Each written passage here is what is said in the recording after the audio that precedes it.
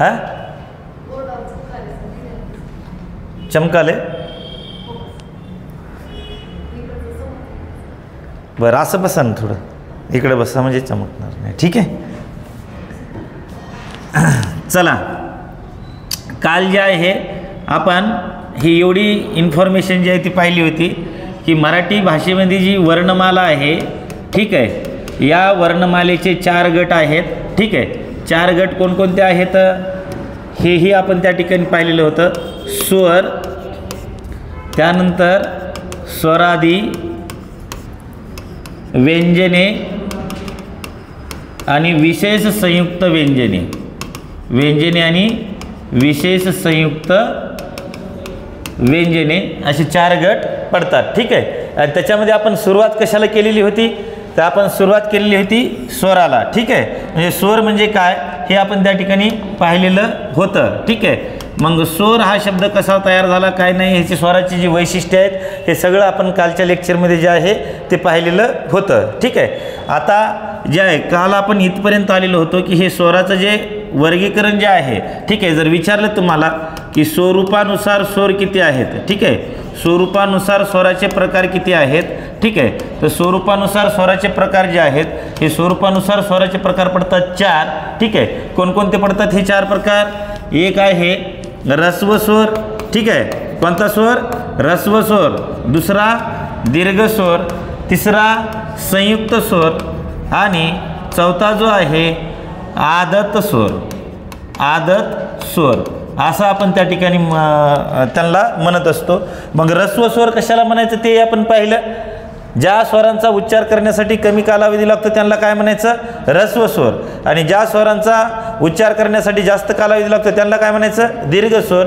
आणि संयुक्त स्वर म्हणजे 2 विजातीय स्वरापासून ज्या वेळेला एक स्वर तयार होतो त्याला काय म्हणायचं संयुक्त स्वर ठीक आहे. आणि आदत स्वर म्हणजे कोणते स्वर इंग्रजीतून मराठीमध्ये जे आलेले आहेत 2 स्वर या आणि अ त्यांना काय म्हणायचं आदत स्वर असं त्या ठिकाणी म्हणायचं ठीक आहे. आता या ठिकाणी हे ऱ्हस्व स्वर आणि दीर्घ स्वर जे आहे यांची आपण या ठिकाणी पुढे माहिती पाहू ठीक आहे. एकदम फास्ट सांगतो आणि त्याच्यानंतर संयुक्त स्वर आणि आदत स्वर यांच्याबद्दलची ही माहिती सांगतो. पहा बघा ऱ्हस्व स्वर.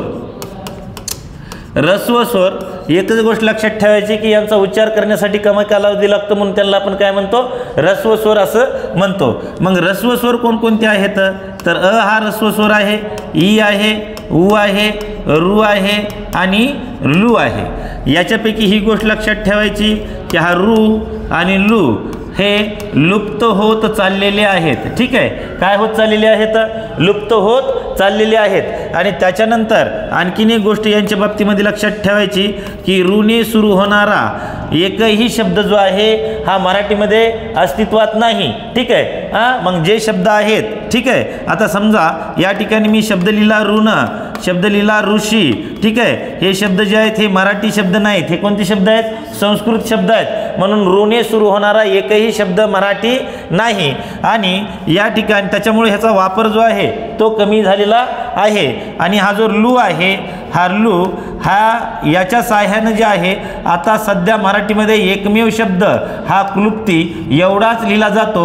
आणि हा एकच शब्द लिहिण्यासाठी ह्याला आपण या ठिकाणी पोचून ठेवलेला आहे. लक्षात येतंय म्हणून याचा वापर कमी झालेला आहे. म्हणून हे दोन्हीही जे आहेत हे लुप्त होण्याच्या मार्गावरती आहेत. एवढी गोष्ट त्या ठिकाणी लक्षात ठेवायची. आणखीन या ऱ्हस्व स्वरांच्या बाबतीमध्ये पुढची गोष्ट ही लक्षात ठेवा की ऱ्हस्व स्वर जे आहे ऱ्हस्व स्वरांची मात्रा जी आहे ही मात्रा 1 असते. मग मात्रा कशाला म्हणायचं तर या ठिकाणी अक्षरांच्या उच्चारासाठी लागणारा जो कालावधी आहे म्हणजे स्वराच्या उच्चारासाठी लागणारा जो कालावधी आहे त्याला काय म्हणायचं मात्रा असं म्हणायचं. पण असं जर आलं का मात्रा म्हणजे काय तर त्या ठिकाणी त्याचं उत्तर द्यायचं की अक्षराचा उच्चार करण्यासाठी लागणाऱ्या कालावधीला काय म्हणायचं मात्रा असं म्हणायचं. मग ऱ्हस्व स्वराची मात्रा असते 1 ठीक आहे. ऱ्हस्व स्वराची मात्रा किती असते 1 असते. आणि ह्या ऱ्हस्व स्वराच्या मात्रा 1 असते तर त्याचं मात्रा चिन्ह जे आहे हे मात्रा चिन्ह असं असतं पहा ठीक आहे. मात्रा चिन्ह हे यू सारखं असतं हे त्या ठिकाणी लक्षात ठेवायचं ठीक आहे. आणि आता त्याच्यानंतर जे आहे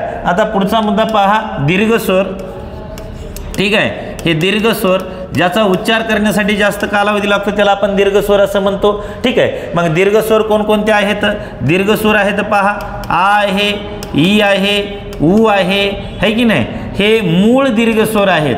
मूळ दीर्घ स्वर किती असं जर विचारलं तर मूळ दीर्घ स्वर हे 3च सांगायचे बरं का, ठीक आहे. आणि त्याच्यानंतर हे ए, ऐ, ओ आणि औ हे जे आहेत हे संयुक्त स्वर आहेत.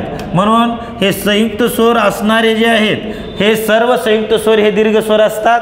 हे 3 आणि हे 4 एकूण हे किती झाले आता 7. किती झाले 7. आता या ठिकाणी आणखीन एक गोष्ट लक्षात ठेवायची की दीर्घ स्वरांचा उच्चार करण्यासाठी जास्त कालावधी लागतो. मग याची जर मात्रा जर विचारली तर याची मात्रा जी आहे याची मात्रा असते 2 आणि याचं मात्रा चिन्ह असतं ही आडवी रेस, ठीक आहे. एवढं या ठिकाणी लक्षात ठेवायचं. आणि मग याच्यावरती तुम्हाला परीक्षेमध्ये प्रश्न कसा विचारला जातो तर आता इकडे लक्ष द्या सगळ्यांनी. बघा मी या ठिकाणी शब्द लिहिला चिमणी.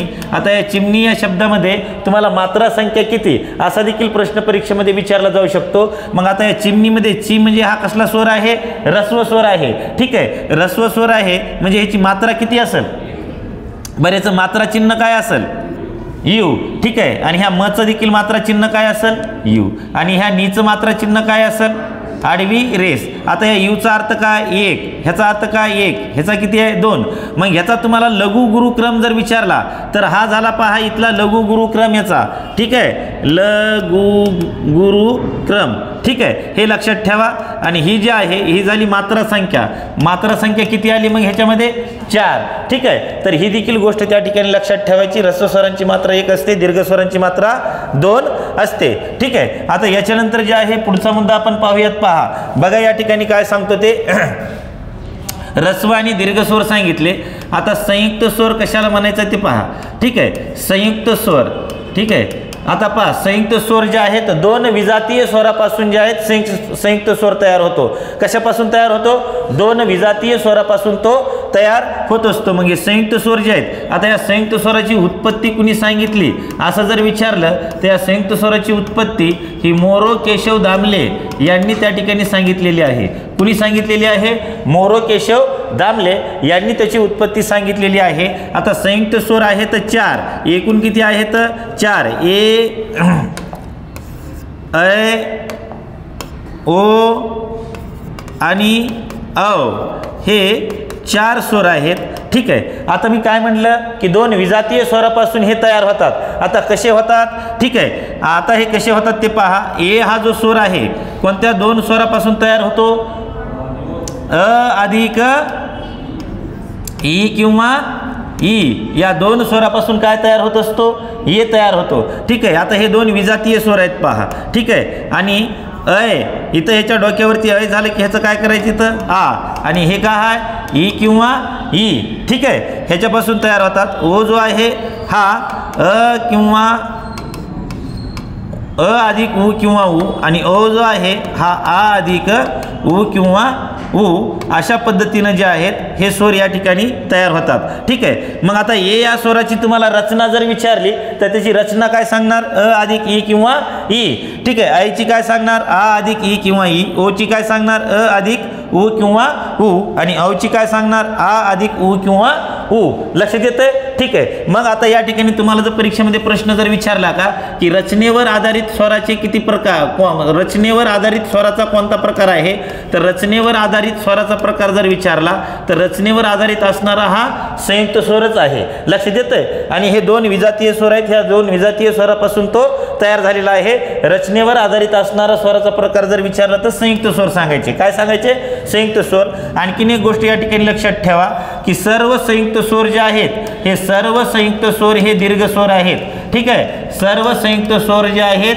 हे सर्व संयुक्त स्वर हे काय आहेत, दीर्घ स्वर आहेत. एवढा मुद्दा आपण या ठिकाणी लक्षात ठेवणं गरजेचं आहे. आणि हे मग दीर्घ जर असतील तर यांची मात्रा किती असेल, मात्रा संख्या किती असेल 2, ठीक आहे. आणि मात्रा चिन्ह काय असेल, मात्रा चिन्ह, ठीक आहे, आडवी रेस, ठीक आहे. एवढी गोष्ट या ठिकाणी लक्षात ठेवा. आता हे संयुक्त स्वर झाले 4, ठीक आहे. आता याच्यानंतर जे आहे हे पुढचं पहा, आदत स्वर. कसले स्वर, आदत स्वर. आदत म्हणजे काय, आदत म्हणजे काय, इंग्रजीतून मराठीमध्ये आलेले. मग कोणते आहेत हे, या आणि आ हे 2 जे आहेत हे मराठीतून इंग्रजीमध्ये आलेले स्वर आहेत. लक्षात येतंय? ठीक आहे. आणि मग यांना मराठी वर्णमालेमध्ये कुणी स्थान मिळवून दिलं ते असा जर प्रश्न जर आला तर अरविंद मंगरुळकर यांनी यांना मराठी वर्णमालेमध्ये स्थान मिळवून दिलं आणि यांचा मराठी वर्णमालेमध्ये रीतसर कधी समावेश झाला असं जर विचारलं तर डिसेंबर 2009 पासून या आणि अचा मराठी वर्णमालेमध्ये काय झालेला आहे? समावेश झालेला आहे. ही एवढी गोष्ट आपण या ठिकाणी लक्षात ठेवणं गरजेची आहे. मग आता तुमच्या लक्षात येईल पहा, ऱ्हस्व झाले 5, दीर्घ झाले एकूण 7, दीर्घ झाले, मूळ दीर्घ जे आहेत, मूळ दीर्घ किती आहेत? 3. ठीक आहे. मूळ दीर्घ किती आहेत? 3. संयुक्त किती आहेत? 4. ठीक आहे. आणि आदत किती आहेत? 2. ठीक आहे. 5 आणि 3 8 आणि 4 14 आणि 2 सॉरी 12 आणि 2 14. ठीक आहे. अशी एकूण स्वराची संख्या किती आहे? 14 आहे. ठीक आहे. एवढा मुद्दा या ठिकाणी लक्षात ठेवणं गरजेचं आहे. आता काही ठिकाणी काय केलेलं आहे माहिती आहे का? या ऱ्हस्व स्वरामध्ये इथला ॲ घेतलेला आहे आणि दीर्घ स्वरामध्ये अ घेतलेला आहे. ठीक आहे. परंतु ते आणखीनही त्या ठिकाणी निश्चित झालेलं नाही. ठीक आहे. एवढी गोष्ट लक्षात ठेवा बरं का. आता पुढचा मुद्दा आपण पाहूयात. आपण पाहिले स्वर. ठीक आहे. आता स्वराच्या बाबतीमध्ये काही इथं आहे का अडचण?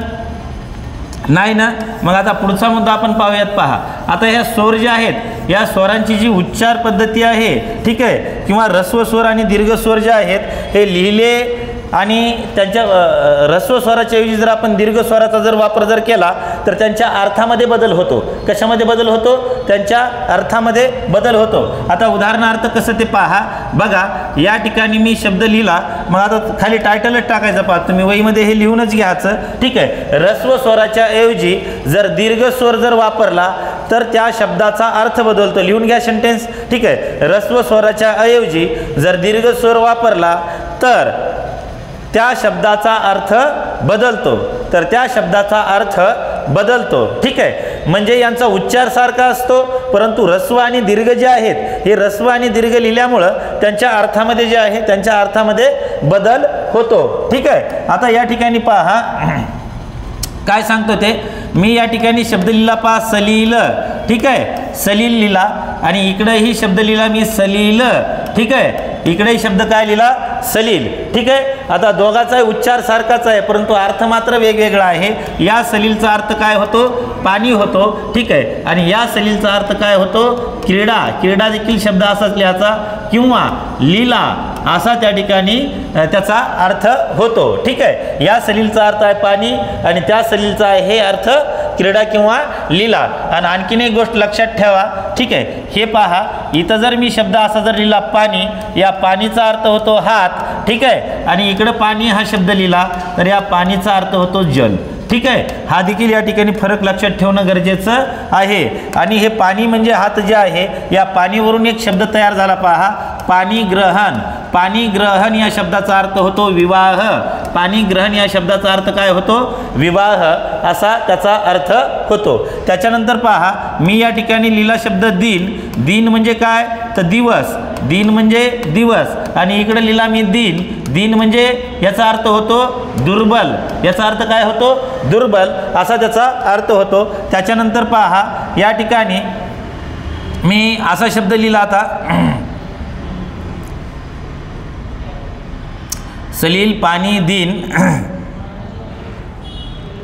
हां, शिव आणि शिव. ठीक आहे. शिव आणि शिव. आता हा जो शिव आहे याचा अर्थ होतो पहा महादेव. ठीक आहे. आणि ही जी आहे हिचा अर्थ होतो सरहद्द म्हणजे गाव शिव. ठीक आहे. सरहद्द किंवा गाव शिव असा त्याचा अर्थ होतो. त्याच्यानंतर मी या ठिकाणी शब्द लिहिला असा सीर. ठीक आहे. आणि इकडे शब्द लिहिला सीर. ठीक आहे. तर या शीरचा अर्थ होतो डोके. ठीक आहे. याचा अर्थ काय होतो? डोके असा त्याचा अर्थ होतो. ठीक आहे. आणि हे जे शीर आहे या शीरचा अर्थ काय होतो? रक्तवाहिनी. ठीक आहे. काय होतो? रक्तवाहिनी. ठीक आहे. अशा पद्धतीनं जे आहे आपण ऱ्हस्व स्वराच्या ऐवजी जर दीर्घ स्वर जर वापरला तर त्याच्या अर्थामध्ये काय होत असतो? बदल होत असतो. ठीक आहे. आणखीन एक गोष्ट या ठिकाणी लक्षात ठेवा, म्हणजे अशा आशयाचे जे शब्द जे आहेत हे पण आपल्याला लक्षात ठेवणं गरजेचं आहे. ठीक आहे. आता या स्वराच्या बाबतीमध्ये आपल्याला बघायचा जो पुढचा जो मुद्दा आहे, ठीक आहे, आपण पुढील मुद्दा या ठिकाणी अभ्यासणार आहोत. ठीक आहे. बघा, म्हणजे स्वरावरती कसे कसे प्रश्न विचारले जाऊ शकतात हे आपण त्या ठिकाणी पाहणं गरजेचं आहे. ठीक आहे. आता आपण स्वराबद्दल या ठिकाणी माहिती पाहिली. आता दुसरा घटक जो आहे, दुसरा घटक आहे पहा स्वरादी. काय आहे? स्वरादी. ठीक आहे. मग आता या स्वरादीमध्ये काय काय येतात? किती आहेत स्वरादी? स्वरादी किती आहेत? 2 आहेत. ठीक आहे. कोणकोणते आहेत? अम आणि आहा हे 2 जे आहेत हे 2 काय आहेत? स्वरादी आहेत. ठीक आहे. आता हे 2 स्वरादी यांचा आपण नीट व्यवस्थितपणे विचार करूया त्या ठिकाणी, कारण इथं जे आहे क्वेश्चन चुकायची दाट शक्यता असते. ठीक आहे. आता मुळात स्वरादी जे आहेत ना, हे स्वरादी आहेत परवर्ण. काय आहेत? हे परवर्ण आहेत. ठीक आहे. मग तुम्हाला जर परीक्षेमध्ये जर विचारलं की परवर्ण कोणकोणते आहेत, तर तुम्ही 2 सांगायचे परवर्ण. एक स्वरादी परवर्ण आहेत आणि दुसरे व्यंजने जे आहेत हे व्यंजने परवर्ण आहेत. ठीक आहे. मग आता याच्यामध्ये हे स्वरादी आपण या ठिकाणी घेऊयात. स्वरादी आहेत 2, अम आणि आहा. ठीक आहे. आता हे अम जे आहे उग प्रातिनिधिक स्वरूपामध्ये लिहिलेलं आहे. ठीक आहे. आणि आहा जे आहे हे देखील त्या ठिकाणी प्रातिनिधिक स्वरूपामध्ये लिहिलेलं आहे. ठीक आहे. म्हणजे याच्याऐवजी इथं कोणतंही अक्षर येऊ शकतं, त्याच्यावरती अनुस्वार येऊ शकतो आणि कोणत्याही अक्षराच्या पुढे विसर्गही येऊ शकतो. ठीक आहे. या अमचा अर्थ होतो पहा बिंदू. याचा अर्थ काय होतो? बिंदू. ठीक आहे. हे आहे बिंदू किंवा यालाच आपण म्हणूयात शीर्षबिंदू. ठीक आहे. आणि याचा अर्थ होतो या ठिकाणी विसर्ग. काय होतो याचा अर्थ? विसर्ग. विसर्गाचं चिन्ह आहे असं. ठीक आहे. हे 2 डॉट. ठीक आहे. आणि बिंदू जे आहे, बिंदू म्हणजे ही या शीर्षरेषेवरती दिली जाणारा हा टिंब. ठीक आहे, किंवा बिंदू. ठीक आहे. मग आता या ठिकाणी पहा स्वरादी म्हणजे काय आहे, तर पहा या ठिकाणी हा जो बिंदू आहे, ठीक आहे, किंवा हा जो विसर्ग आहे, ठीक आहे, बिंदू आणि विसर्ग यांच्या अगोदर कायम काय येत असतो? स्वर येत असतो. मग यांच्या अगोदर स्वर येतो म्हणून यांना काय म्हणायचं? स्वरादी असं म्हणायचं. ठीक आहे. हे एवढं या ठिकाणी लक्षात ठेवा. आता हे कसं आहे ते आपण पुढं पाहूयात. पहा,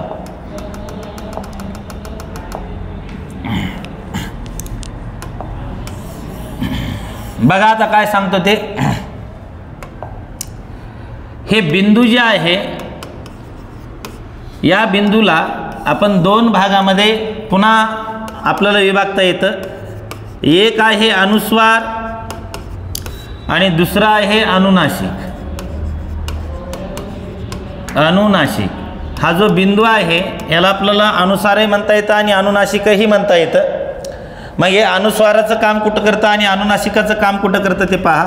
ज्या वेळेला हा जो बिंदू आहे या बिंदूचा उच्चार स्पष्ट आणि खणखणीत होत जर असेल, स्पष्ट आणि खणखणीत होत असेल तर त्याला काय म्हणायचं? त्याला म्हणायचं अनुस्वार. ठीक आहे. काय म्हणायचं त्याला? अनुस्वार. आता उदाहरणार्थ या ठिकाणी मी शब्द लिहिला पहा, घंटा. काय लिहिला शब्द? घंटा. ठीक आहे. तर या घंटामध्ये या घ वरती काय लिहिलं आहे आपण इथं वर? अनुस्वार लिहिला आहे. मग या घंटाचा उच्चार स्पष्ट होतोय की नाही? बरोबर आहे. हा जो बिंदू आहे ह्या बिंदूचा उच्चार कसा व्हायला इथं? स्पष्ट व्हायला आहे. मग ज्याचा उच्चार स्पष्ट आणि खणखणीत होतो त्याला काय म्हणायचं? अनुस्वार असं म्हणायचं. ठीक आहे. आणि ज्या बिंदूचा उच्चार अस्पष्ट, काय अस्पष्ट आणि ओझरता होतो, ठीक आहे, त्याला काय म्हणायचं? किंवा नासिकेतून होतो, ठीक आहे, त्याला अनुनासिक असं म्हणायचं. मग आता मी इथं असं म्हणलं, समस्त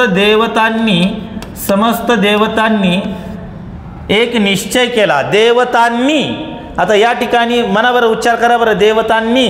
तर या तावरती जो अनुस्वार दिलेला आहे त्याचा उच्चार स्पष्ट होतोय की नाकातून होतोय? कुठून होतोय? नाकातून होतो आहे. म्हणून या ठिकाणी जे आहे याला काय म्हणायचं आपण? अनुनासिक असं म्हणायचं. काय म्हणायचं त्याला?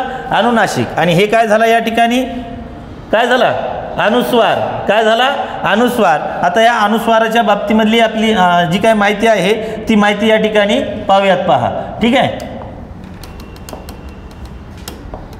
बघा आता अनुस्वार जे आहे, आता अनुस्वार हा शब्द बनला कसा, अनुस्वार म्हणजे काय, ठीक आहे, अनुस्वाराचं देखील चिन्ह काय असं आहे, ठीक आहे. मग या अनुस्वाराच्या अगोदर इथं कायम काय येत असतो, स्वर येत असतो, ठीक आहे. आता या ठिकाणी अनु म्हणजे काय, अनु म्हणजे मागून आलेला, ठीक आहे, मागून आलेला किंवा नंतर आलेला असा त्याचा अर्थ होतो. आणि स्वार म्हणजे काय, तर स्वार म्हणजे पाठीवर बसलेला, स्वार म्हणजे काय, पाठीवर बसलेला असा त्याचा अर्थ होतो, ठीक आहे. मग जो मागून येऊन पाठीवर बसतो त्याला काय म्हणायचं, अनुस्वार असं म्हणायचं. उदाहरणार्थ या ठिकाणी पहा, आता मी या ठिकाणी शब्द घेतला पहा, कंठ, ठीक आहे. आता अनुस्वार कशावर आलेला आहे, कशावर आलेला आहे, क वरती काय आहे, अनुस्वार आहे, ठीक आहे. मग आता या कची जर आपल्याला जर फोड जर करायची जर म्हटलं, ठीक आहे, तर फोड कशी होईल, क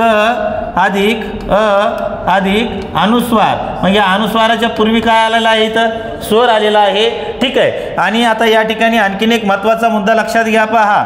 आता अनुस्वार जो आहे, अनुचा अर्थच काय रे बा, मागून आलेला. आता हा स्वर कुठून आलाय, मागून आला आणि कुणावर स्वार झाला, स्वरावर स्वार झाला, ठीक आहे.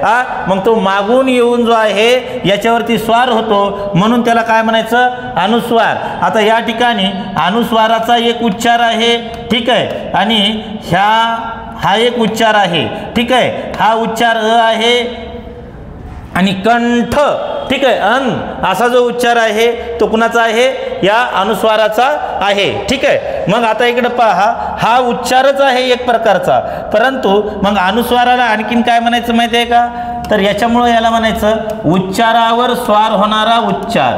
काय म्हणायचं त्याला, उच्चारावर स्वार होणारा उच्चार असं देखील त्याला म्हणतात. अनुस्वार म्हणजे काय, तर उच्चारावर स्वार होणारा उच्चार. मग अगोदर मला एक सांगा की ज्या आपण अक्षरावरती अनुस्वार देतो, या अक्षरावरती अनुस्वार दिल्याच्या नंतर अगोदर कुणाचा उच्चार होत असेल, अक्षराचा उच्चार होत असेल की त्या ठिकाणी अनुस्वाराचा उच्चार होत असेल, अगोदर अक्षराचा उच्चार होतो आणि त्याच्यानंतर काय होतो, अनुस्वाराचा उच्चार होत असतो. ही गोष्ट लक्षात ठेवा. म्हणून अनुस्वार जो आहे तो मागून आलेला उच्चार आहे. हे एवढं कळालं, याच्यामध्ये काही अडचण आहे का, नाही ना. मग आता मला सांगा बरं, ह्याची फोड कशी होईल. आता बघा, मी या ठिकाणी असं लिहिलं, कुंपण हा शब्द लिहिला आणि याची तुम्हाला फोड करा म्हटलं तर या कुची फोड करा बरं पोरं, हो करा ना. याची फोड काय होईल, क अधिक ऱ्स्व उ येईल की दीर्घ उ येईल, ऱ्स्व उ येईल, कारण पहिला उकार आहे आणि नंतर काय येईल त्या ठिकाणी, अनुस्वार, ठीक आहे. त्याच्यानंतर मी इथे शब्द लिहिला पहा, कुंभार. काय शब्द लिहिला पहा, कुंभार असा शब्द लिहिला, ठीक आहे. बघा,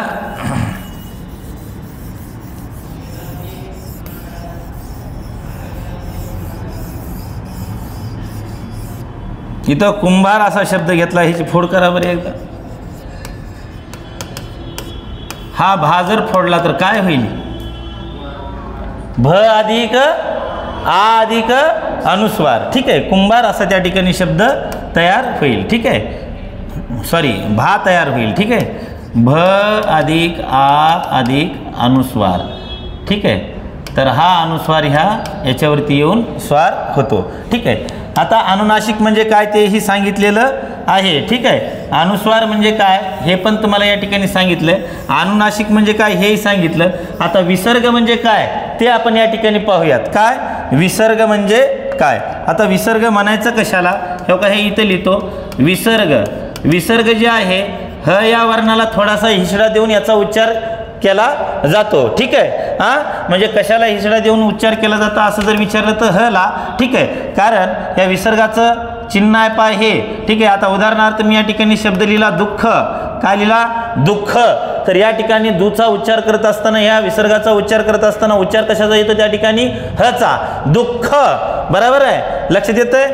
मग आता या ठिकाणी आपल्याला या दूची फोड करायची आहे, तर दूची फोड तुम्हाला हे परीक्षेमध्ये विचारलं जात आहे, ठीक आहे. आता हा काय आहे, विसर्ग आहे. विसर्गाच्या पूर्वी कायम काय येत असतो इथं, स्वर. आणि हा स्वर जो आहे कसा असतो, ऱ्स्व स्वर असतो. कसा स्वर असतो, ऱ्स्व स्वर असतो. मग या दूची जर फोड जर केली तर काय होईल, द अधिक उ अधिक विसर्ग. विसर्गाच्या पूर्वी काय आला इथं, ऊ, ठीक आहे. हा प्रश्न परीक्षेमध्ये विचारलेला आहे. पहा, त्यांनी असं दिलेलं आहे, याची फोड ओळखा म्हणून, ठीक आहे, हां, किंवा याची रचना ओळखा म्हणून. 1 नंबर असं दिलेला आहे, द अधिक ऊ अधिक विसर्ग, ठीक आहे. हे बरोबर आहे का रे?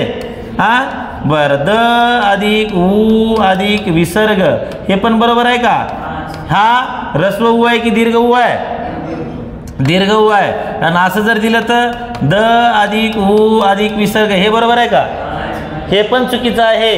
का चुकीचं आहे? कारण ह्या दचा पाय मोडावा लागतो. आता पाय मोडला, आता झालं बरोबर, ठीक आहे. काय झालं आता? ते बरोबर झालं, ठीक आहे. एवढी गोष्ट त्या ठिकाणी लक्षात ठेवा. याच्यावरती प्रश्न असा येतो. मग विसर्ग देखील काय आहे?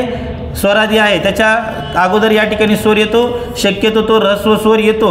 म्हणून दुःख हा शब्द जर शुद्ध शब्द ओळखा म्हणलं ना असं जर दिलं तर हे चुकीचं आहे, ठीक आहे. हां, हे पण मुद्दा त्या ठिकाणी लक्षात ठेवा, ठीक आहे. आता याच्यानंतर जे आहे आपण पुढचा मुद्दा पाहूयात. तर विसर्गाच्या बद्दलची तुम्हाला या ठिकाणी माहिती दिली. आता प्रश्न असा आहे की विसर्ग आणि अनुस्वार जे आहेत हे अक्षर बनतात का? ठीक आहे. बरं, हे स्वर नाहीत का? स्वर नाहीत हे, हां, हे असं जर विचारलं तुम्हाला, ठीक आहे. आता या ठिकाणी मी काय म्हणालो, हे जे स्वरादी आहेत, स्वरादी कोणकोणते? समजा या ठिकाणी हा जो अनुस्वार आहे आणि विसर्ग आहे, ठीक आहे, यांना आपण काय म्हणतोय माहिती आहे का? स्वरादी. यांच्या अगोदर काय काय येत असतो? कायम स्वर येत असतो. आता तुम्हाला परीक्षेमध्ये काय फसवं वाक्य दिलं जातं की विसर्ग व अनुस्वाराच्या नंतर स्वर येऊन त्याचा उच्चार पूर्ण होतो.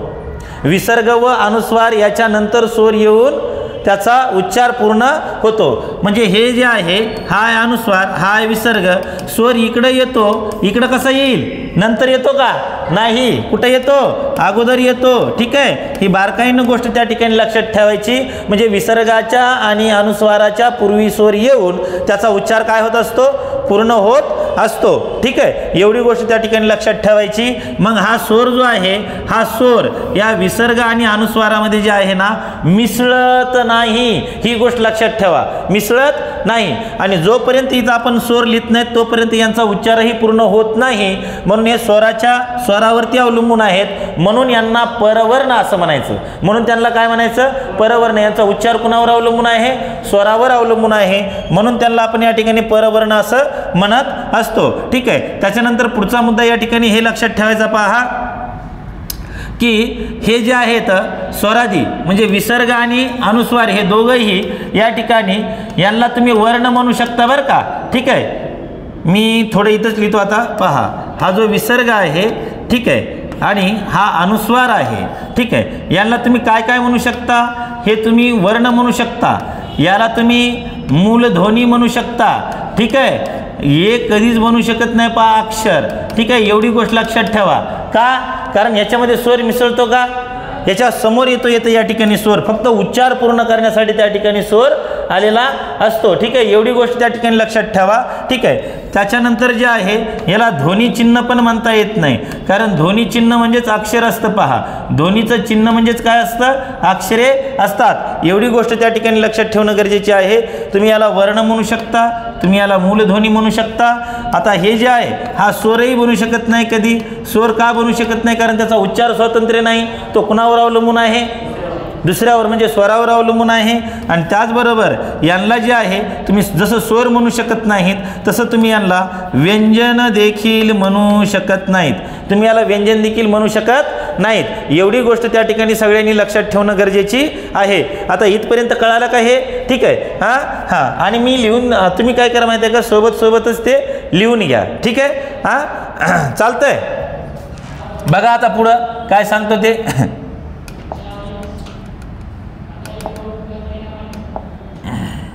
बापरे, एवढं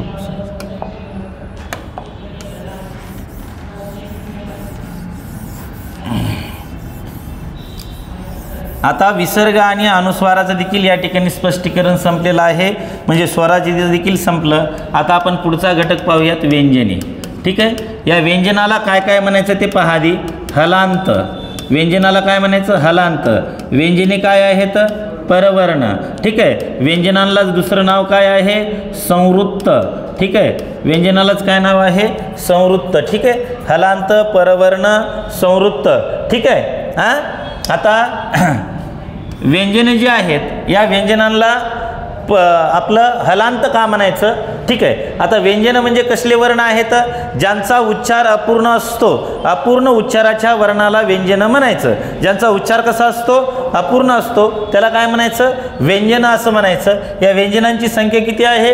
34 आहे. ठीक आहे. मग या ठिकाणी ज्यांचा उच्चार अपूर्ण असतो, आता पहा या ठिकाणी वर्णमालेमध्ये क पासून त्या ठिकाणी ळ पर्यंत जे आहेत हे काय आहेत? 34 व्यंजने आहेत. ठीक आहे. काय आहेत ते?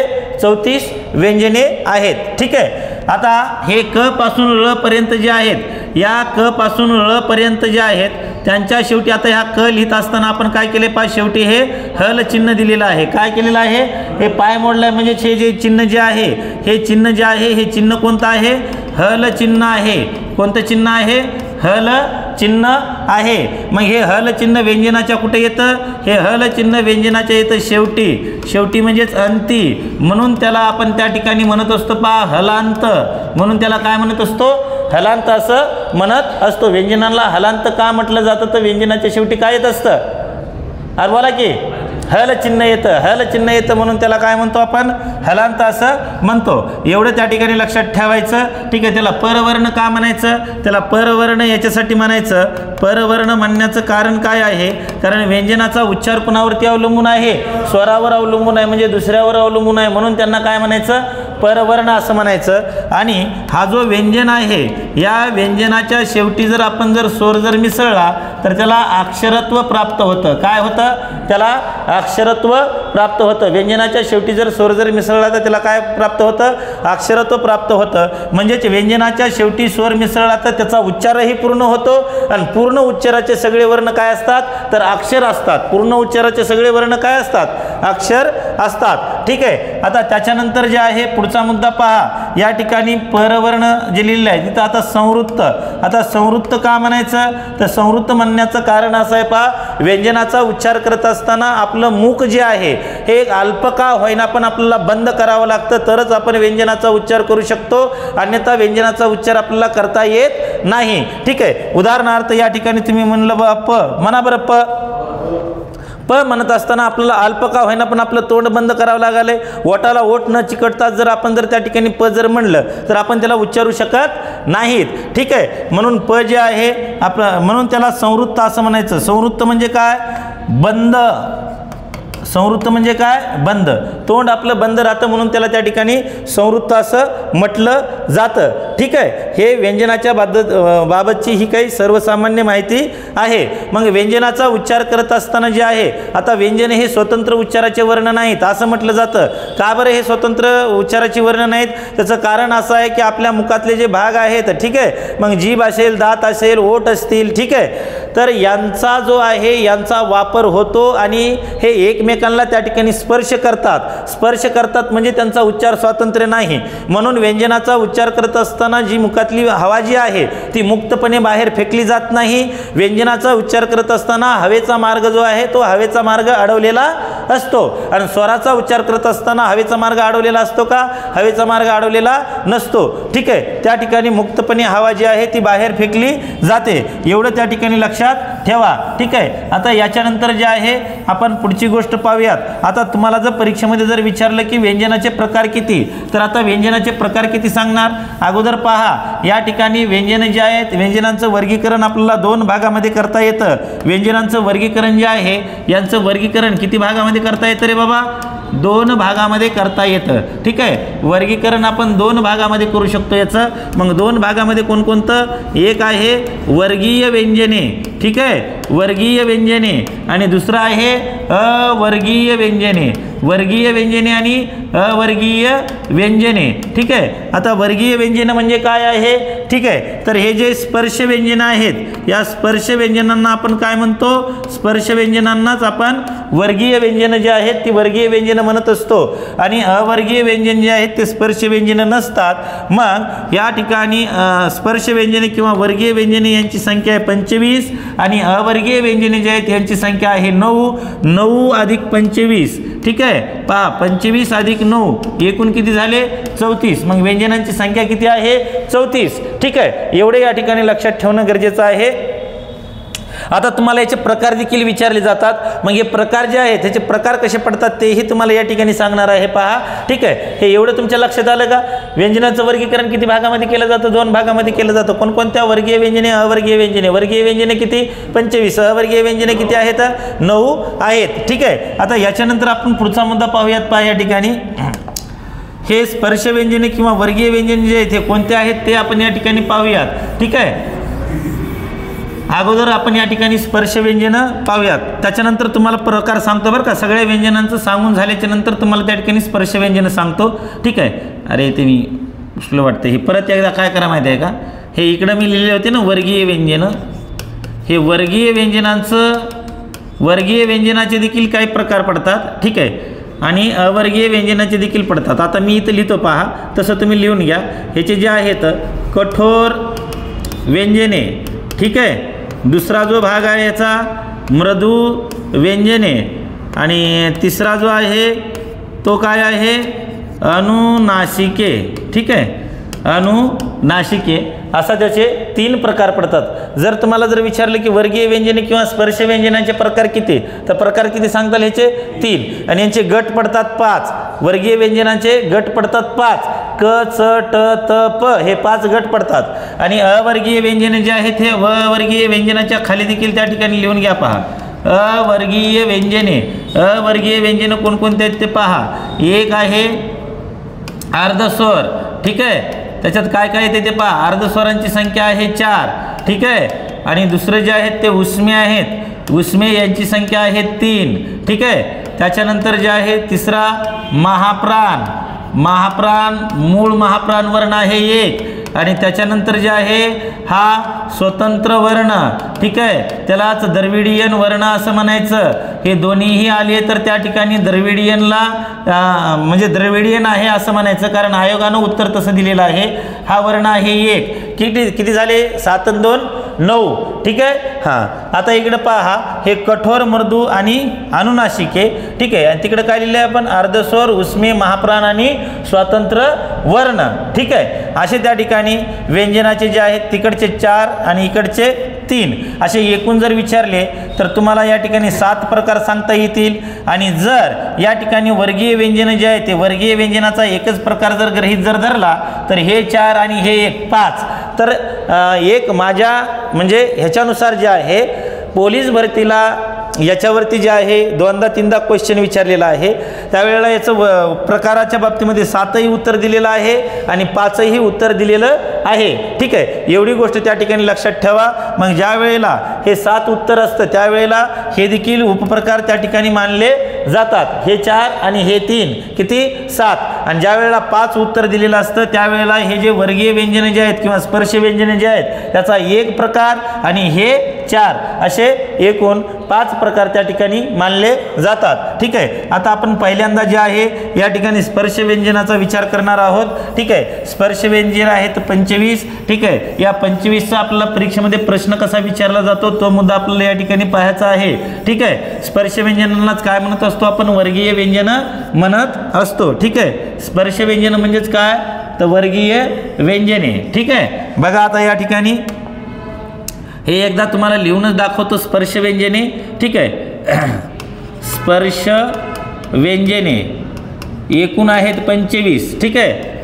क, ख, ग, घ, न, च, छ, ज, झ, न, ट, ठ, ड, ढ, न, त, थ, द, ध, न, प, फ, ब, भ, म, ठीक आहे. किती झाले हे?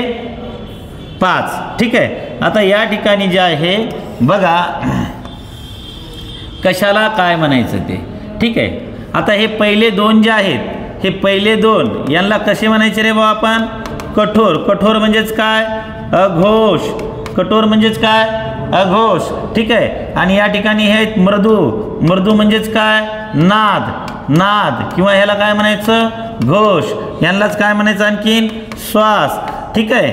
कठोर अगोश्वास हे मृदू नाद किंवा घोष, आणि हे जे पाचवा जो आहे इथं ह्याला म्हणायचं अनुनासिक. काय म्हणायचं ह्याला? अनुनासिक. आता इथं क्रमानं पाचवा आहे म्हणून ह्याला पंचम वर्ण असं देखील म्हणायचं. आणखीन एक ह्याचं नाव आहे परसवर्ण, यालाच काय म्हणायचं? परसवर्ण असं देखील म्हणायचं. ठीक आहे. आता इकडे लक्ष द्या, याच्यावरती तुम्हाला परीक्षेमध्ये प्रश्न कसा विचारला जातो. आता याचे जर तुम्हाला प्रकार जर विचारले तर याचे प्रकार किती आहेत? प्रकार आहेत 3. एक कठोर, मृदू आणि हे अनुनासिक. ठीक आहे. आणि जर तुम्हाला याचे जर गट जर विचारले ना, काय विचारले? गट. तर गट किती आहेत? हे 5. कोणकोणते 5 गट आहेत?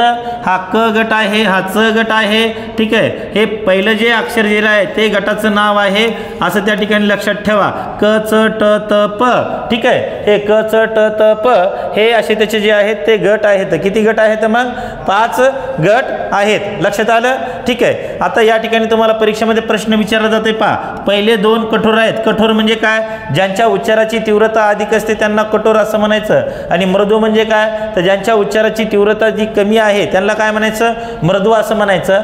आणि जे 5वं जे व्यंजन जे आहे या गटातलं, ठीक आहे, त्याला पंचमवर्ण, याचा उच्चार नासिकेतून होतो म्हणून त्याला आपण अनुनासिक असं म्हणायचं. ज्याचा उच्चार नासिकेतून होतो त्याला काय म्हणायचं असतं? अनुनासिक असं म्हणायचं असतं. ठीक आहे. आता क गटातलं जे अनुनासिक आहे ते क गटातलं अनुनासिक कोणतं आहे सांगा बरं एकदा? न आहे. च गटातला अनुनासिक कोणता आहे? हे त्र सारखं न म्हणायचं याला. ट गटातला अनुनासिक कोणता आहे? न आहे. त गटातला अनुनासिक कोणता आहे? न आहे. आणि या ठिकाणी प गटातला अनुनासिक कोणता आहे? तर म आहे. कोणत्या गटातलं कोणता अनुनासिक आहे हे आपल्याला माहिती असणं गरजेचं आहे. हे 5-5चे गट जे आहे हे आपल्याला मुखपाठ असणं गरजेचं आहे, कारण याच्यावरती परीक्षेमध्ये वेगळ्या वेगळ्या प्रकारचे प्रश्न जे आहेत ते येऊ शकतात. आता इथं तुम्हाला जोड्या लावामध्ये प्रश्न येईल, चुकीची जोडी ओळखा म्हणून प्रश्न येईल. ठीक आहे. आता पहिले हे जे 10 जे आहेत हे 10 काय आहेत? कठोर आहेत. स्पर्श व्यंजनापैकी कठोर व्यंजन किती असं जर विचारलं तर किती सांगताल मग? 10. ठीक आहे. आणि हे जे आहेत हे मृदू आहेत. आणि हे अनुनासिके जे आहेत ना, हे अनुनासिके किती आहेत तिथं? 5. आणि हे किती आहेत? 10. हे 10 आणि 5 किती झाले रे? 15. कारण सर्व अनुनासिके जे आहेत हे सर्व अनुनासिके काय आहेत? मृदू आहेत. ठीक आहे. मग स्पर्श व्यंजनापैकी मृदू वर्णांची संख्या किती असं विचारलं तर किती सांगायचं? 15 सांगायचं. ठीक आहे. किती सांगायची? 15. आणि कठोर किती आहेत? 10 आहेत. एवढे या ठिकाणी लक्षात ठेवणं गरजेचं आहे. त्याच्यानंतर आता पुढचा मुद्दा काय सांगतो ते पहा. आता या ठिकाणी गटात न बसणारी जोडी ओळखा असं जर तुम्हाला जर परीक्षेमध्ये प्रश्न जर विचारला आणि इथं जर असं जर दिलं पहा, क ठ. ठीक आहे. क ठ. त्याच्यानंतर दिलं पहा त प. ठीक आहे. आणि त्याच्यानंतर दिलं ट च. ठीक आहे. आणि 4 नंबरला दिलं पहा ब ज. तर गटात न बसणारी कोणती आहे? आता ब ज आहे. कारण वरचे तिन्ही जे आहेत हे काय आहेत? कठोर आहेत. ठीक आहे. आणि ही जी आहे ही काय आहे? मृदू व्यंजनाची जोडी आहे. अशा स्वरूपाचा देखील प्रश्न तुम्हाला परीक्षेमध्ये विचारला जाऊ शकतो. ठीक आहे. आता याच्यावरती एक खतरनाक क्वेश्चन असा येतो पहा की परसवर्णाच्या सहाय्याने शब्द लिहा किंवा अनुनासिकाच्या सहाय्याने शब्द लिहा किंवा पंचमवर्णाच्या सहाय्याने शब्द लिहा. अशा स्वरूपाचा प्रश्न तुम्हाला परीक्षेमध्ये विचारला जाऊ शकतो. आणि मग जर तुम्हाला परीक्षेमध्ये प्रश्न जर विचारला की अनुनासिकाच्या सहाय्याने शब्द लिहा किंवा परसवर्णाच्या सहाय्याने शब्द लिहा असा जर प्रश्न जर विचारला तर त्यावेळेला काय करायचं ते पाहता. या ठिकाणी तुम्हाला प्रश्न विचारलाय हे अनुनासिका आहेत. किती अनुनासिका आहेत? हे 5 अनुनासिका आहेत. यांच्या सहाय्याने देखील आपल्याला शब्द लिहिता येतो. आता उदाहरणार्थ या ठिकाणी मी शब्द असा लिहिला पहा बघा, हे शब्द घेतला घंटा. ठीक आहे. हे अनुस्वार कशावर आहे सांगा बरं? आता हा अनुस्वारयुक्त शब्द आहे ना, पण लिहायचा आहे कशाच्या सहाय्याने? आपल्याला अनुनासिकाच्या सहाय्याने. कशाच्या सहाय्याने लिहायचा आहे? अनुनासिकाच्या सहाय्याने लिहायचा आहे. ठीक आहे. मग हा अनुनासिकाच्या सहाय्याने लिहित असताना अगोदर लक्ष द्यायचं की हे अनुस्वार जे आहे, अनुस्वार कोणत्या अक्षरावर आलेला आहे? तर अनुस्वार आहे घ अक्षरावरती. आणि घच्या पुढचं जे अक्षर आहे, घच्या पुढचं अक्षर कोणतं आहे? मग ट. हे जे आहे हे घच्या पुढचं अक्षर आहे. ठीक आहे. मग या ट गटातलं अनुनासिक कोणतं आहे ते शोधायचं. ट गटातलं अनुनासिक कोणतं आहे? न आहे. ट गटातलं अनुनासिक कोणतं आहे? तर न आहे. मग न कोणतं आहे? नळाचं न आहे की बाणाचं न आहे? ते बाणाचं न आहे. कोणतं न आहे?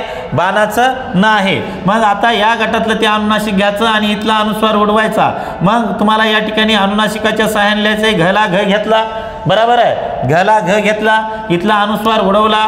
या ट गटातला अनुनासिक कोणता आहे? न आहे. हे अर्ध न या ठिकाणी घेतलं आणि त्याला या ठिकाणी टा जोडून टाकला. शब्द काय तयार झाला? घंटा. अशा पद्धतीने शब्द तयार झाला. त्याच्यानंतर शब्द लिहायचा आहे तुम्हाला मंदिर. मंदिर हा शब्द कशाच्या सहाय्याने लिहायचा आहे? अनुनासिकाच्या सहाय्याने लिहायचा आहे. आता लक्ष द्या की अनुस्वार कशावर आलाय? बोला पटकन. कशावर आलाय? म वर अनुस्वार आलेला आहे. त्याच्या पुढचा अक्षर कोणता आहे? द. द गटातला अनुनासिक कोणता आहे? न. नळाचं ना आहे की बाणाचं ना आहे? नळाचं ना आहे. ठीक आहे. मग मला म घेतला. या ठिकाणी आपण काय केले? ही वेलांटी जी आहे ही इकडूनच घ्यायची. ठीक आहे. आणि याला इथं न जोडायचा आणि इथं असं लिहायचं. शब्द झाला मंदिर. ठीक आहे. मंदिर हा शब्द लिहित असताना याची ऱ्हस्व वेलांटी येते. ही पण गोष्ट लक्षात ठेवा. ठीक आहे. कुठलंही शुभ कार्य करायचं असेल की लोक अगोदर मंदिरात जातात म्हणून ह्याला वेलांटी पहिली आहे असं लक्षात ठेवायचं. ठीक आहे. पहिली वेलांटी येते मंदिराला. म्हणजे अनुनासिकाच्या सहाय्यानं कसा शब्द लिहायचा हे कळालं का? ठीक आहे. मग आता 2-4 शब्द जे आहेत पहा मी या ठिकाणी लिहितो. तुम्ही मला फक्त उत्तर सांगा. तोंडी दनादन सगळेजण सांगा बरं का? ठीक आहे. आपल्याला आता या ठिकाणी जे आहे ही फास्ट ट्रॅक बॅच असल्यामुळे जे आहे मी तुम्हाला स्लो गतीनं सांगू शकत नाही. ठीक आहे. आणि असाच जर वेग जर राहिला तर दिवसभरामध्ये मराठी व्याकरण जे आहे सगळं संपत आहे बरं का? आहे की नाही? संपल की नाही संपत? बघा आता पुढचं काय सांगतो ते. हा शब्द लिहायचा आहे तुम्हाला प्रचंड. काय? प्रचंड. आता प्रचंड शब्द तुम्हाला अनुनासिकाच्या सहाय्याने लिहायचा आहे तर कसा लिहिताल तुम्ही? प्रला प्र काढणार. अनुस्वार कशावर आहे? च वरती आहे. त्याच्या पुढचा अक्षर कोणता आहे? ड. ड गटातला अनुनासिक कोणता आहे? नळाचं न की बाणाचं न आहे? बाणाचं न आहे. मग बाणाचं न तुम्ही अर्ध घेणार की पूर्ण घेणार? आणि मग शब्द कसा तयार होणार? प्रचंड. ठीक आहे. तुम्ही शब्द असा जर लिहिला का? ठीक आहे. हा शब्द काय होतो? चुकतो. शब्द चुकतो. लक्षात येतंय? ठीक आहे. त्याच्यानंतर आता पुढचा जो मुद्दा जो आहे आता हे कळालं का तुम्हाला? परंतु ज्याही वेळेला हा अनुस्वार आहे, हा काय आहे? अनुस्वार आहे. अनुस्वाराच्या पुढं ये, र, ल, व, शे, स, स, ह आणि ळ हे असे जर वर्ण जर आले आणि त्या ठिकाणी जर तुम्हाला जर म्हणजे त्या ठिकाणी तुम्ही ह्याला अनुनासिकाच्या सहाय्याने लिहू शकत नाहीत. ठीक आहे. इथं मात्र आपण अनुनासिकाचा वापर त्या ठिकाणी करू शकत नाहीत. का करू शकत नाहीत? कारण यांच्या गटामध्ये कोणता अनुनासिक आहे का? यांच्या गटामध्ये कोणत्याही प्रकारचं अनुनासिक नाही. आणि आणखीन एक गोष्ट लक्षात ठेवा की अनुनासिकाच्या सहाय्याने तोच शब्द लिहिता येतो जो शब्द काय आहे? तत्सम शब्द आहे. कसला शब्द आहे? तत्सम शब्द आहे. तत्सम शब्दाचंच लेखन आपण त्या ठिकाणी अनुनासिकाच्या सहाय्यानं करू शकतो. ठीक आहे. आता हे येर, लव, शेस, हळ याच्या गटामध्ये कोणतं तरी अनुनासिक आहे का मला सांगा? मग यांच्या पुढं अनुस्वाराच्या पुढं जर या ठिकाणी हे जर आलं तर गपचिप ह्याच्यावरती काय करायचं? आपण अनुस्वार द्यायचा. त्याला अनुनासिकाच्या सहाय्यानं लिहायचा प्रयत्न करायचा नाही. म्हणजे या ठिकाणी पहा उदाहरणादाखल मी असं लिहितो या ठिकाणी की संशय हा जो शब्द आहे, संशय अनुस्वार कशावर आलाय? स वर. आणि त्याच्या पुढं काय आलाय बघा इथं? शे आलाय. मग या ठिकाणी तुम्ही असं लिहिणार का त्याला? संशय. ठीक आहे. हे असं लिहिता येत नाही. ठीक आहे. मग गपचिप त्या ठिकाणी काय करायचं? त्याच्या डोक्यावरती अनुस्वार द्यायचा. एवढी गोष्ट लक्षात आली. मग या ठिकाणी जे आहेत हे आपले स्पर्श व्यंजने जे आहेत ते स्पर्श व्यंजनं संपलेली आहेत. ठीक आहे. एकदा मला सांगा स्पर्श व्यंजनं आहेत किती?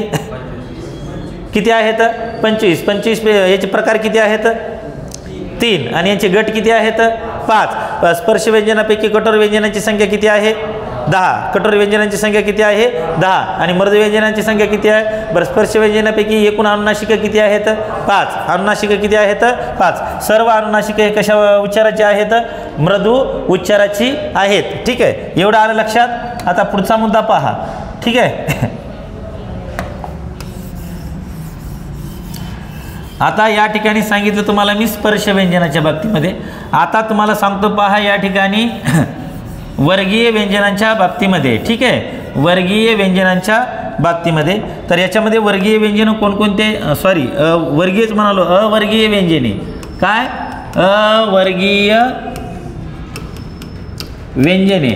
आता अवर्गीय व्यंजन कोणते आहेत ते पहा. पहिलं या ठिकाणी मी तुम्हाला तिकडे सांगितलेलं होतं की अर्धस्वर.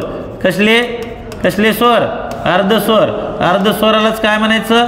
अंतस्थ असं म्हणायचं, ठीक आहे. आणि अर्धस्वर जे आहेत ते यांनाच काय म्हणायचं, आणखीन एक नाव आहे यांना ईशेत विवृत्त.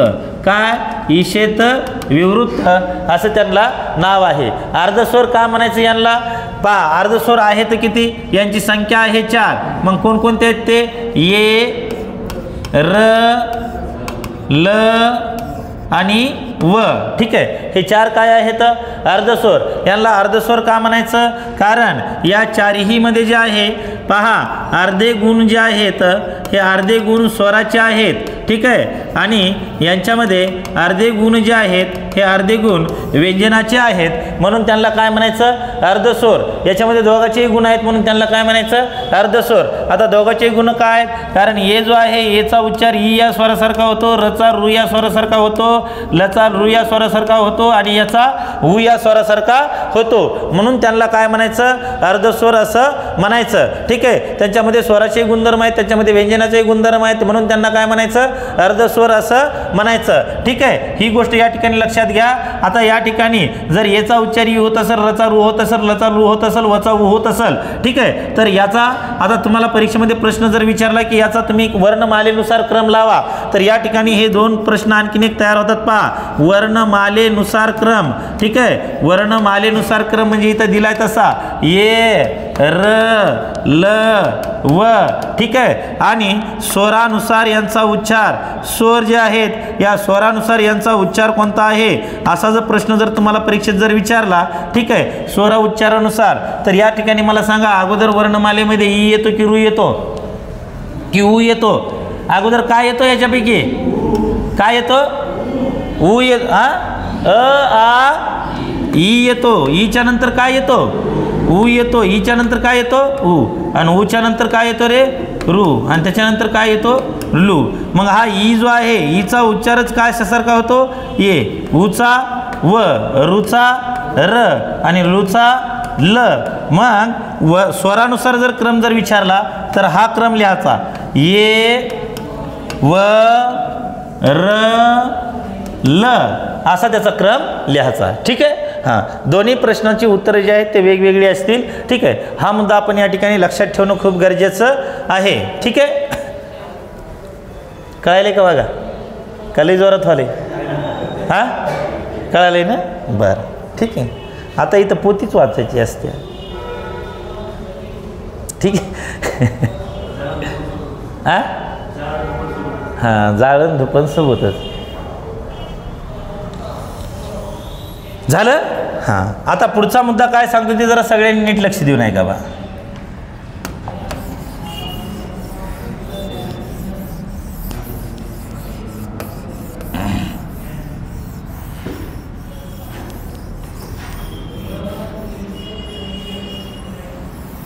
बघा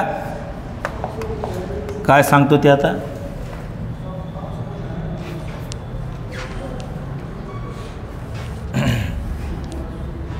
अर्धस्वराच्या बद्दल चाललंय आपलं.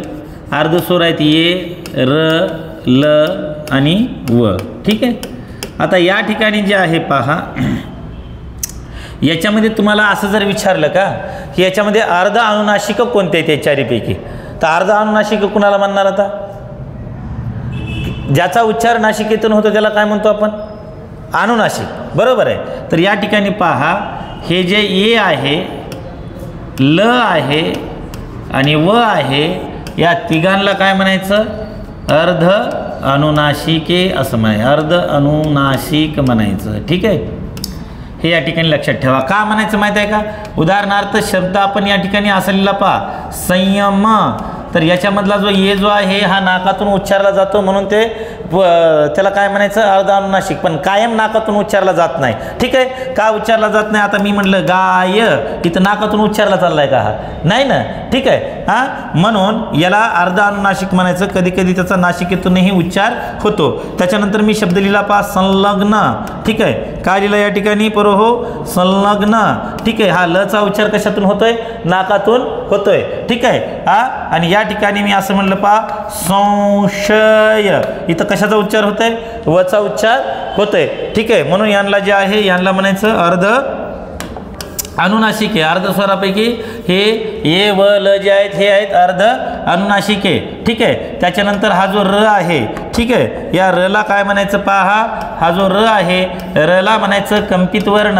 रला काय म्हणायचं कंपित वर्ण असं या ठिकाणी म्हणायचं, ठीक आहे। आणि र जे आहे हे दंड नसलेले व्यंजन, दंड नसलेला वर्ण आहे किंवा व्यंजन आहे, ठीक आहे, किंवा यालाच म्हणायचं जीवाग्राही वर्ण, जीवाग्राही वर्ण, ठीक आहे, असं देखील म्हणायचं, किंवा यालाच म्हणायचं स्पंदित सघोष वर्ण, स्पंदित सघोष वर्ण, स्पंदित सघोष वर्ण असं देखील म्हणतात पहारला, ठीक आहे।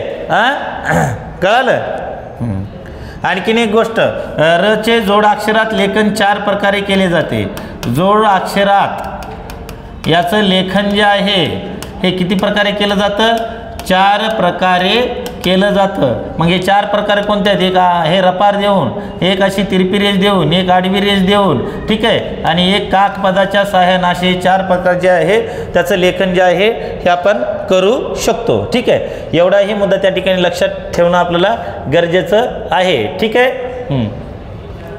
आता याच्यानंतर आपल्याला पुढचा मुद्दा जो आहे, पुढचा मुद्दा पाहायचा आहे पहा, उष्मे किंवा घर्षके, ठीक आहे। आता आणखीन एक मुद्दा की यांना अंतस्थ का म्हणायचं, यांची स्पर्श व्यंजने आणि उष्मे यांच्या दोघांच्या मध्ये यांचं स्थान आहे वर्णमालेमध्ये, म्हणून त्यांना आपण काय म्हणतो अंतस्थ असं देखील म्हणतो पहा, ठीक आहे। स्पर्श व्यंजने आणि उष्मे या दोघांच्या मध्ये त्यांचं स्थान आहे, म्हणून त्यांना आपण काय म्हणत असतो अंतस्थ असं म्हणत असतो। हा देखील मुद्दा त्या ठिकाणी लक्षात ठेवणं गरजेचं आहे। आता याच्यानंतर जे आहे उष्मे टाका। आता उष्मे म्हणायचं कुणाला, शे श स हे काय आहेत, उष्मे आहेत, ठीक आहे। यांना उष्मे का म्हणायचं, ज्या वेळेला आपण त्यांचा उच्चार करत असतो त्यावेळेला जे आहे ते घर्षण होतं, ठीक आहे।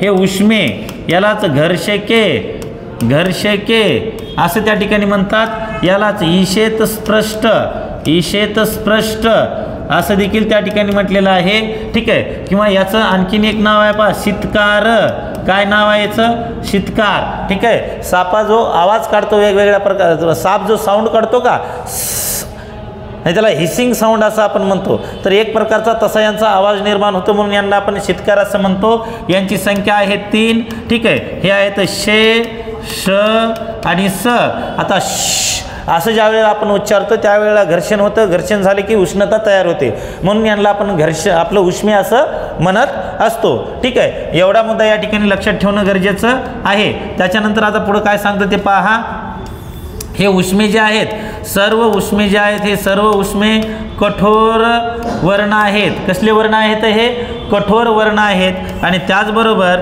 सर्व उष्मे जे आहेत हे महाप्राण वर्ण आहेत, ठीक आहे, असं देखील त्या ठिकाणी लिहायचं। सर्व उष्मे हे कठोर वर्ण आहेत, सर्व उष्मे हे महाप्राण वर्ण आहेत, ठीक आहे। आणि आपलं अर्ध स्वराच्या बाबतीमध्ये तिथं एक वाक्य लिहून टाका की सर्व अर्ध स्वर जे आहेत हे मृदू आहेत।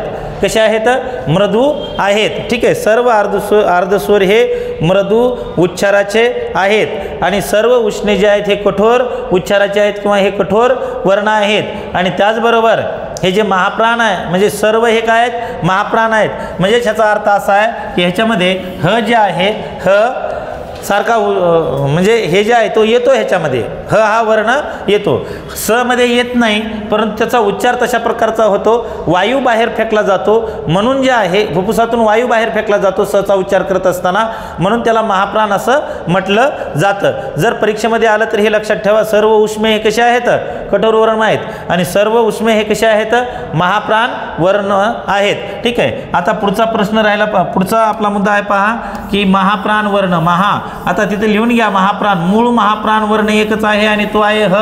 मूळ महाप्राण वर्ण कोणता आहे, ह आहे, ठीक आहे। मूळ महाप्राण वर्ण जो आहे तो मूळ महाप्राण वर्ण एकच आहे आणि तो आहे ह, ठीक आहे। आता ह ला महाप्राण का म्हणायचं, कारण ह चा उच्चार करत असताना आपल्या फुफ्फुसातून जी आहे ती हवा जी आहे ही बाहेर फेकली जाते, दुःख, ठीक आहे, म्हणून त्या ठिकाणी ह चा उच्चार ह ला जे आहे हे काय म्हटलेलं आहे, महाप्राण, महाप्राण असं त्याला म्हटलेलं आहे, ठीक आहे। आता ह आहे महाप्राण। आता या ठिकाणी काय सांगतो ते पहा, जर मूळ महाप्राण जर विचारला तर मूळ महाप्राण आहे एकच आणि तो आहे ह. आणि हा जो ह आहे हा आहे मृदू वर्ण. कसला वर्ण आहे? मृदू उच्चाराचा वर्ण आहे. ठीक आहे, हा देखील मुद्दा आपण या ठिकाणी लक्षात ठेवणं गरजेचं आहे. त्याच्यानंतर पुढचा जो मुद्दा आहे, पुढचा मुद्दा या ठिकाणी लक्षात घ्या. पहा काय सांगतो ते आता. हां, आता महाप्राण आणि अल्पप्राण असं एक व्यंजनाचं आपल्याला दोन भागामध्ये वर्गीकरण करता येतं. याच्यावरून महाप्राण आणि अल्पप्राण, मग महाप्राण वर्ण किती आणि अल्पप्राण वर्ण किती. ठीक आहे, पहा महाप्राण आणि अल्पप्राण, महाप्राण आणि अल्पप्राण. ठीक आहे, आता याच्यामध्ये जे 34 व्यंजनं जे आहेत त्या 34चं काही महाप्राण आहेत, काही अल्पप्राण आहेत. याच्यावरती देखील तुम्हाला परीक्षेमध्ये प्रश्न विचारला जातो. मग याच्यामध्ये महाप्राण वर्ण किती असा जर प्रश्न जर विचारला तर महाप्राण वर्ण याची संख्या सांगायची 14 आणि हे अल्पप्राण किती आहेत तर अल्पप्राण आहेत 20. मग महाप्राण कुणाला म्हणायचं तर ज्यांच्यामध्ये ह येतो त्यांना काय म्हणायचं? महाप्राण असं म्हणायचं. ठीक आहे, एवढी गोष्ट त्या ठिकाणी लक्षात ठेवा. महाप्राण किती झाले? मग 14. मग आता 14 महाप्राण कोणते आहेत असं जर परीक्षेमध्ये जर तुम्हाला विचारलं आणि कळच ना जर गेलं तर या ठिकाणी क पासून जे आहे आपण लिहायला सुरू करूया. पा क हा महाप्राण नाही. कोणता आहे मग? ख. त्याच्यानंतर घ. ठीक आहे, आता हे का बरं महाप्राण आहेत त्याचं कारणही सांगतो, समोर लिहितोच आता डायरेक्ट. हा ठीक आहे, हा जो ख आहे पहा, हा ख बनलाय कसा तर क अधिक ह यापासून तो बनलेला आहे. ठीक आहे, म्हणजे ह्याच्यामध्ये काय आला इथं? ख म्हणतो त्यावेळेला त्याच्यात उच्चार कशाचा होतो? हचा होतो. ही गोष्ट या ठिकाणी लक्षात ठेवा. घ जे आहे तर त्या ठिकाणी ग अधिक ह असा तयार झालेला आहे, म्हणून तो महाप्राण वर्ण आहे. क घ. त्याच्यानंतर पहा क ख ग घ च छ. ठीक आहे, काय आता हे छे. ठीक आहे, हां आता छे कसा बनलेला आहे? कसा बनलेला आहे? हां आपण पुढे गेलोच का? हे पहा क गटातले 2, च गटातले 2, हां च अधिक ह असा तो बनलेला आहे आणि झ. ठीक आहे, म्हणजे इथं काय होईल? ज अधिक ह. ठीक आहे, हे असे तयार झालेले आहेत. म्हणून हे 14 जे आहेत त्यांच्या शेवटी काय येतं? इथं ह येतं. म्हणून 14पैकी 14 मध्ये येत नाही बरं का. ठीक आहे, त्याला अपवाद आहे सचा. कशाचा अपवाद आहे? सचा. स मध्ये ह येत नाही. ठीक आहे, आणि ज्याच्यामध्ये ह येतो च जे आहे, ठीक आहे, ह्याच्यामध्ये इंग्लिश एच येतो. ठीक आहे, परंतु हे महाप्राण नाही. हे काय आहे मग? ते अल्पप्राण आहे. जिथं जिथं इंग्लिशचा एच येतो त्याला काय म्हणायचं? महाप्राण.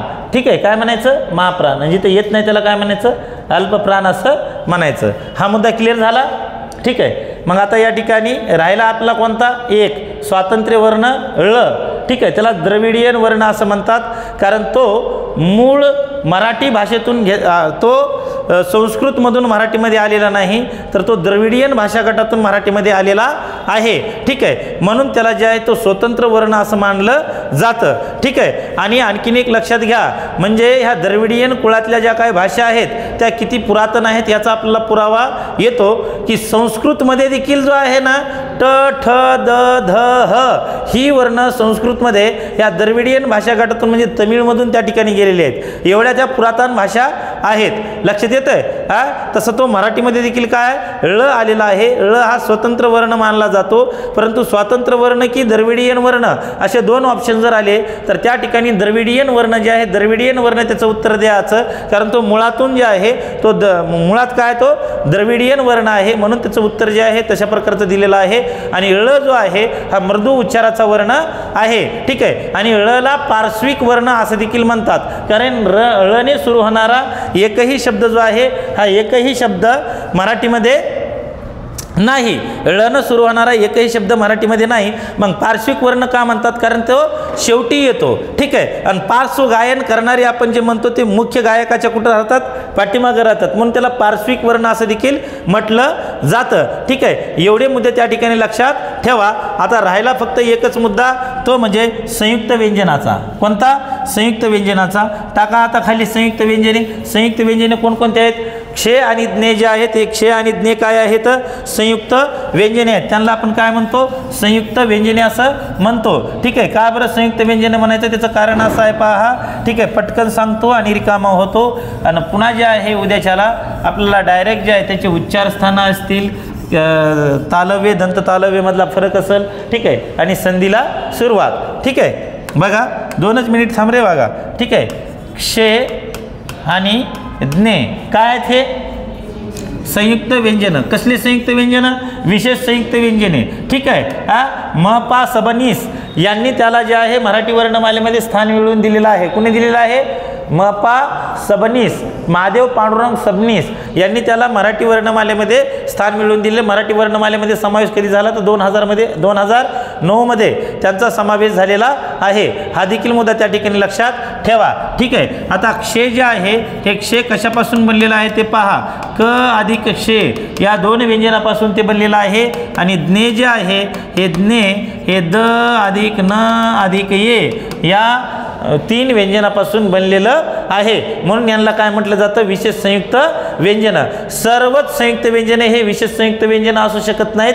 फक्त हे 2च व्यंजन जे आहेत हे विशेष संयुक्त व्यंजन आहेत. ठीक आहे. इथपर्यंत कुणाच्या मनामध्ये काही शंका आहे का? काही नाही ना.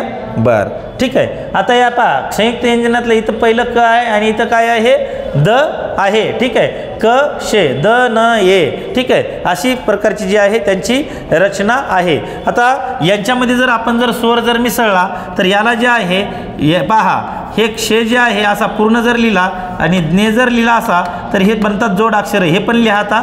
क अधिक शे अधिक ह्याच्यामध्ये मिसळला आपण म्हणजे हे तयार झालं जोड अक्षर. द अधिक न अधिक ये अधिक असं आपण याच्यामध्ये हे मिसळलं तर हे काय झालं, आता जोड अक्षर झालं. ठीक आहे. आजच्या लेक्चरमध्ये आपण एवढंच घेऊन या ठिकाणी थांबूयात. उद्याच्याला जे आहे 9 वाजता भेटूयात. ठीक आहे, थांबूयात का मग? ओके, चला.